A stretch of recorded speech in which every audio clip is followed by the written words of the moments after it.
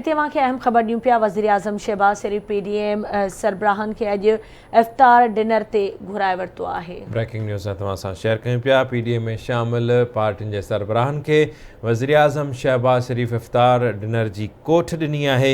शहबाज शरीफ़ इत्तेहादियुनि सां मुशावरत खां पोइ काबीना जी जोड़जक कंदो।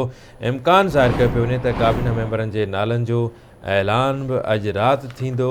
ज़रिया चवंदा त घर गुज़ार जो क़लमदान राणा सनावला ऐं इतलात जो क़लमदान मरियम औरंगज़ेब खे ॾियण जो इम्कान आहे। ज़रियनि जो चवणु आहे त पीपल्स पार्टी जे राजा परवेज़ अशरफ खे क़ौमी असेंबली जो स्पीकर ऐं डिप्टी स्पीकर जी सीट JUI खे ॾिनी वेंदी। एक भेरो ॿीहर वहाँ आगाह कयूं पिया। वज़ीर आज़म शहबाज शरीफ़ इत्तेहादी पार्टियुनि जे सरबराहनि खे अॼु इफ्तार डिनर ते घुराए वरितो आहे। शहबाज शरीफ़ इत्तेहादियुनि सां मुशावरत खां पोइ काबीना जी जोड़जक कंदो, जंहिंखां पोइ काबीना जे नालनि जो ऐलान अॼु राति थियण जो इम्कान आहे।